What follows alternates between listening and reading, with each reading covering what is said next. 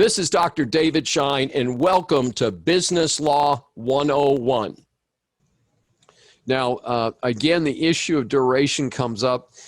You'll notice that in many advertisements on television, one of the things they'll say is this offer is good until September 9th. It's our Labor Day promotion and it ends September 9th. And then a lot of times they'll run that ad and say, oh, big huzzah, gallery furniture. We're going to extend our Labor Day promotion through the next weekend. And it's now going to end on the 14th.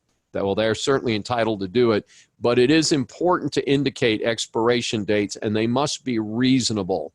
So apparently there were some car sellers who would say, hey, look at this terrific F-150 truck in this beautiful, we're going to sell it for $12,000. So everybody would run down there, and it turns out there was one truck for sale for $12,000, and the rest of them were for sale for $25,000. And so a lot of people got hacked off. So basically, if you set up a particular advertising program, there has to be, especially when you're offering it to consumers, there has to be a reasonable time to act on that opportunity. I also want to point out the impact of a counteroffer under common law. And so I'm willing to sell you my car, and you come to me and you say, this is kind of a nice, clean, used car. I'll give you $5,000 for it. And I say, well, I'm willing to sell it to you for $5,000. Okay, you have a deal. But suppose you say to me, you're asking $5,000 for that vehicle, but I really think it needs new tires.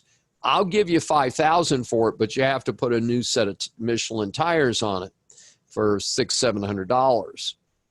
Well, you've just changed the whole dynamic of the deal, and that's a counteroffer. That's not mirror for mirror from the original offer. So you need to be careful about that, because that invites the other side to walk the deal. So if you really want the deal, you've got to be careful with regard to a counteroffer.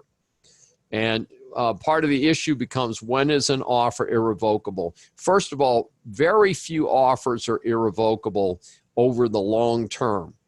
But certain states and the federal government do require businesses, in many cases, commercial businesses, like, as we mentioned, auto dealerships already, that they need to have the product, the automobiles, on offer for some reasonable period of time. They can't just say, hey, we've got this fabulous sale from, midnight to 4 a.m. tonight. We'll sell you a car if you're willing to get out of bed and go without sleep. So those things are not generally permitted.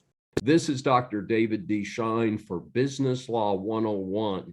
If you've enjoyed this episode, please subscribe on your favorite platform.